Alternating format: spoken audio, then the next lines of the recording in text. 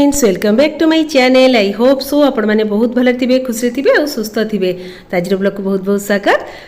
तो आज ब्लॉगटा हूँ ओडिशार फेमस लस्सी ता सहित रहा फास्ट फूड बहुत किसी जिनस अच्छी आप पूरा ब्लॉगटा देखते जानीपारे। तो लस्सीर किसी क्लिप सेयार कर देखूँ जो मैंने भुवनेश्वर आसती लिंगराज लस्सी न पीकिना कहीं भी जाती ना आ जो मैंने पी ना गोटे थर पीकी जी निहाती भल लगे टी क्वालिटी टी चेंज है आगुरी जो टेस्ट था टेस्टा टी कमी किंतु कह गले मैंने खरा दिन को लिंगराज लस्सीटा उफ जमी ही जाए। भुवनेश्वर शहीद नगर लिंगराज लस्सी दुकान अच्छी तो जो मैंने जानी नथिबे से माने जाइकी पी पारिबे। आ खास करी कटक रे बहुत बढ़िया लस्सी भी मिले। तो भुवनेश्वर जो मैंने अच्छी से निहाती लिंगराज लस्सी पीथिबे आ जो न पीथिबे से गोटे थर ट्राए करेंगे। मु तो पीके आसली गरम को ठंडा ठंडा लस्सी और जमी था। तो एमती माटी ग्लास भी दौले लस्सी काच ग्लास भी दौले सुपर टेस्टी बहुत बढ़िया लगता। तो जेहेतु ओडिशा आसला माने खास करी खरा दिने लिंगराज लस्सीटा तो निहाती भाବରେ पिया हबो। तो ये मो झील मैंने पार न था गोटे ग्लास मैं तो क्वांटिटी तार अधिका होता तो सी पूरा माने धईस ही पूरा होता मैंने खाई पीकिना। तो हजबैंड को भी बहुत भल लगा मत भी बहुत बढ़िया लगा। तो लिंगराज लस्सी पी सारापर टी सैड्रे टी मेला लगी तो से टी मेला टी बुलिकी पलि आसली। आम ओडिशार ट्रेडिशनल जिनस बहुत किसी बड़ी पापड़ आचार आ सब बहुत प्रकार भेराइटी सब मिलूला भी जिनस हरिका। सो फ्रेंड्स चलतु टी मेलाटा बुली देखी नवा कौन कौन सब जिनस मिलूँ।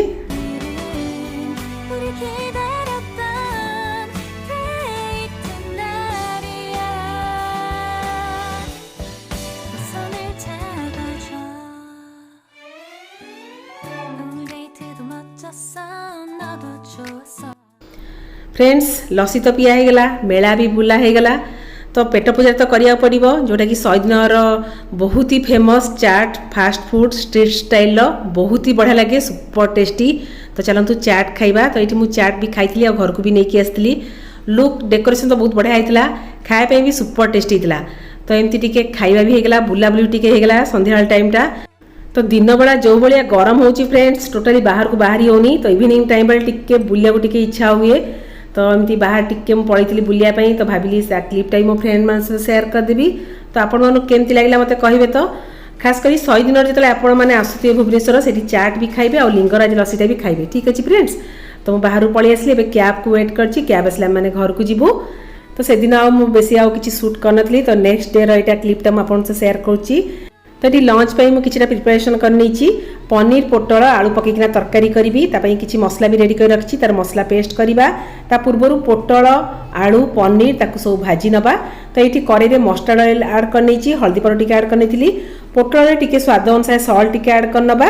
बास पोटलटा को बहुत बढ़िया से भाजबार अच्छी। फ्रेंड्स ओडिशा आसची एते बढ़िया फ्रेश फ्रेश पोटल पनीपरिया बहुत बढ़िया मिलूँ। तो ये पोटल आलू पनीर पकई तरकारीटा करी। तो आपण मान भी से क्लिपटा भी सेयार करदेवी। पोटल आलू तरकारी भी मुझे करे कि पोटल आलू पनीर पकईना तरकारीटा कले टेस्टा बहुत भल आसता है। तो पोटल को ये बहुत भलसे भाजी नहीं आपण मान चले ऑयल फ्राए भी करेंगे। तो सेम ऑयल मुझे आलू भी फ्राए करने। तो ये आम आलूटा भलसे भाजी होता। तो पनीर पोटल आलू पर गोटे मसलाटे रेडी करना। तो ये पियाज अदा रसुण टमाटो काजू भी मुझे ताकू सब कौन करे ना पानी रे बॉईल करदबा। ये दीटा गुजराती मुझे ऐड कर देछि। तो पानी रे आपको भलसे सिझेदबा तापर जे कि ठंडा लापर आर गोटे मसला पेस्ट करवा। तो सेपटे आम मसलाटा बॉईल होता एपटे कौन करे ना मस्टर्ड ऑयल में किसी पनीर भी फ्राए करने। फ्रेंड्स मुझे सब कहूँ बेंगलोर में बहुत गरम पकई देलानी किंतु बेंगलोर जो गरमटा माने से ओडिशा भाया नुह। ओडिशा तो असह्य गरम कही हेनी। ताथे जो रोसईटा करवा मुस्किल बहुत ही मुस्किल। तो ये मोर पनीर भजाटा भी होगला। तो पनीर भाजला एपटे मोर मसलाटा भी ठंडा ही आसला। तो तार गोटे फाइन पेस्ट भी मुझे करनेबी। तो पनीर को हल्का से भाजवा बेसी डीप कर भाजबानी ना कौन मैंने पनीर गुड़ा चुईंगम हो। तो ये मसला को चाहिए आप बटर कि घी भाजिकिना भी तार पेस्ट करेंगे किंतु मुझे पानी में सिझे थी यार फाइन पेस्ट करनेबी। तो ये मस्टर्ड ऑयल ऐड करने तेजपत्र हल्दी पाउडर भी ऐड करने जो मसलार पेस्टा करते ये ऐड करदे। काश्मीरी चिली पाउडर ये ऐड करने गरम मसला टी ऐड करनवा। आम रहा curry powder just T add कर सबुत हाफ हाफ स्पून ऐड कर स्वाद अनुसार सल्ट ऐड करनवा। जेहेतु आम पोटल भाजिला भी सल्ट ऐड करते से अनुसार सल्ट ऐड करेंगे। पोटलटा भाजिला टी सल्ट ऐड करदे कौन ना भितर सल्टा भिजी होता है। तो बेसी माने अल्ला लगे ना बहुत भल लगे लुण पकई भाजदेवे। तो ये पोटल को आलू पनीर तक भल कि मसला सहित भल कि कषिदे लास्ट को ये मसला बटर पानी आ गरम पानी ये ऐड करदे। तो तो 10 रु 15 मिनिट पोटल आलू को भल कि सीझापी छाड़देवा। तो ये पोटल आलूटा भलसे सीझीगला लास्ट टी मुझे धनिया पत्र ऐड करदेवी। तो आम लंच रेडी। तब जाऊँगी लंच थालीटा लगे नेबी। ये रहा आमर पणस आलू कखारू देसी आलू सब पड़ना डालमा होती। सहित रहा पनीर पोटल तरकारी। ये रहा शाग जोटा कि आम कुक जी हेल्प करने सी डालमा और शाग करते। तो मुझे आज पनीर पोटल आलू पकी तरकारीटा करी। बास ये रहा आम सिंपल लंचटा तो बहुत ही बढ़िया होता। तो तापर मुझे रेस्ट नहीं इवनिंग टाइम बेले मुझे बाहर को पलि आसती रसुलगढ़ कोचिलाई हाट को। से मत बहुत भल बड़ी मिल जाए। तो जो मानकर बड़ी खायापी इच्छा तो से कोचिलाई हाट को आसिकिना बड़ी नहीं पारे। रसुलगढ़ से गोटे दुकान ही अच्छी बड़ी दुकान।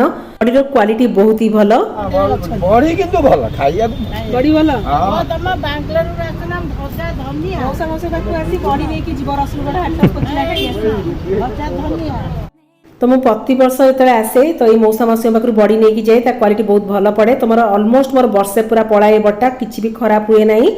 बैंगलोर में बड़ी मिले ना और जो जगह भी ओडिया दुकान में मिले क्वालिटी जमा भल लगे नहीं खाली चाउल बड़ी गुड़ा ही मिले। तो आउ भी किसी मोर जिनस नबार बैंगलोर तो से किसी जिनस मुझे कि गली मार्केटिंग तो सरीगला। इवनिंग टाइम बेले संध्या आलती बो को और झील को लेकिन आसती हनुमान ठाकुर मंदिर जोटा कि आम घर पाखे अच्छी। तो संध्या आलती टी नहीं जाओ बो तो एमती एकुटिया आसीपार ना तो ताकू टी नहीं आसली से ठाकुर दर्शन करिए बोली। तो ठाकुर दर्शन करने ठाकुर दीप टी लगे नेबू और ठाकुर पूजा करने कि भोग फूल भी नहीं जाइली। तो चलतु फ्रेंड्स आम समस्ते ठाकुर दर्शन करनबा। आउ भगवान समस्त को भल रखु खासकर मो यूट्यूब फैमिली मो परिवार मो रिलेटिव समस्ते भल रुहतु समस्त देह मुंड भल रो माने जी भी जो थाउ समस्ते भल थाउ। हनुमान ठाकुर आशीर्वाद आम पर एमती सदा सर्वदा थाउ। सो फ्रेंड्स चलतु जीवा ठाकुर आलती नबा आउ आशीर्वाद भी नबा।